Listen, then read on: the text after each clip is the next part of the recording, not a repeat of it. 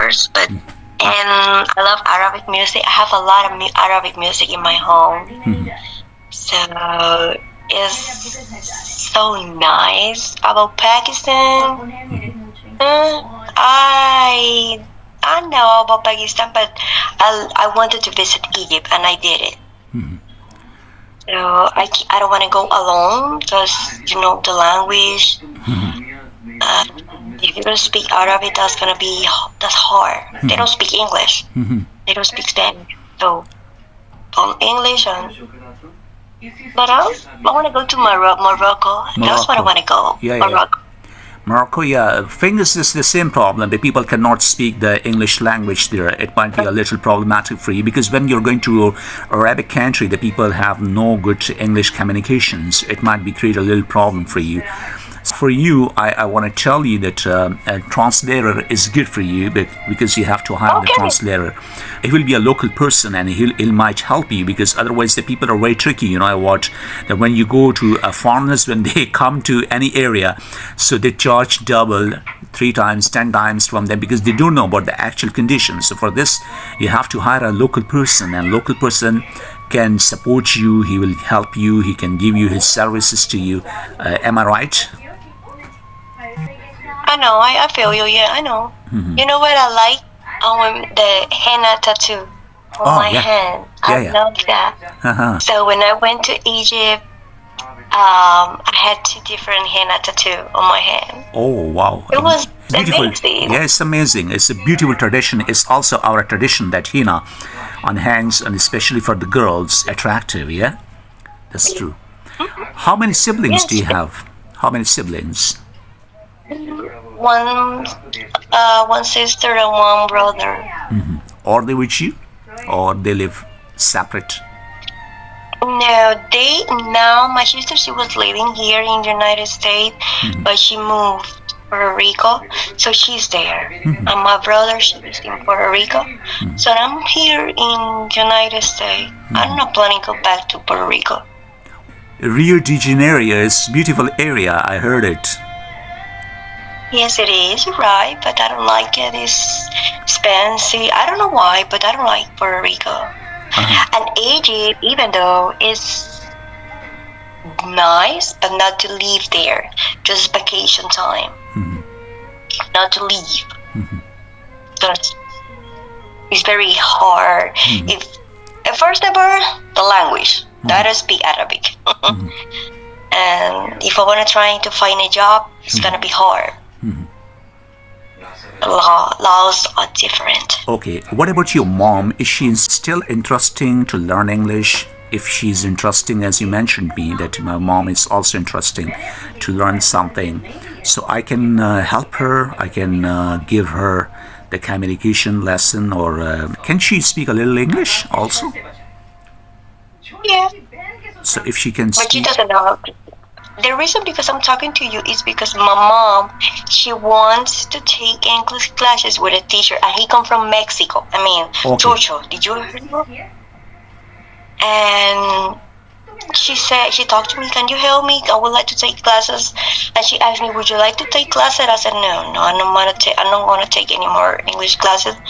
But she needed, and that's the reason I brought you. But she would like to learn English. How much do you charge for the English class? It's up to you. I never ever tell my students about the charges. I tell them that whatever they are willing to pay me, I will accept it. Because in your country, you know about that, what are the charges. Whatever you are giving there, so you can give less to me. It doesn't matter. It's okay. But you know that I know everyone is suffering in current circumstances. You know, but the recession is everywhere. So for this purpose, I just give a free hand to my students. I tell them, if you want to take the classes, you can take from me. Whatever you want to pay me, it's up to you. I will accept it. I will not say you. I will not do any bargaining. I will not say that it's less, it's too much. I'm a humanitarian person. I basically like the people emotions. If they're happy, they can pay me whatever they want. So it's up to you. Yeah. it might be a good interaction. And especially I like the community specifically. If community is kind, loyal, and trustful, so I just treat them like my family members. Like I consider them that they are my family members. So I treat them so politely, so gently. So as I interacted with you, you impressed me because of your communication skills, your mood, your behavior, your language, your attitudes, and your all entire charismatic personality. You have charisma in your personality, means that you worked on me because you're chosen person by God, because every person is not down to earth like you. If you're down to earth, it means you're chosen. Chosen people are down to earth. And there are two souls. One is, you can say, evil soul, and one is angelic.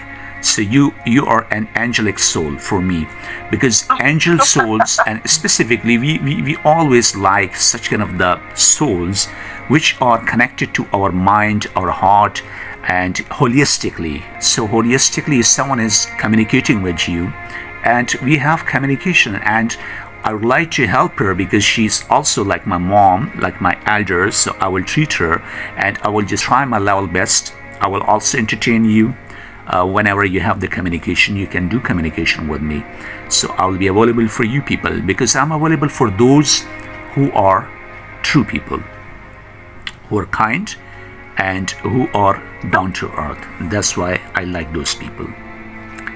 How many languages do you know how to speak? I know about English, I know about Pashto, I know about Hinko, I know about Punjabi, I know about Urdu, I know about Hindi, I know about English. Arabic?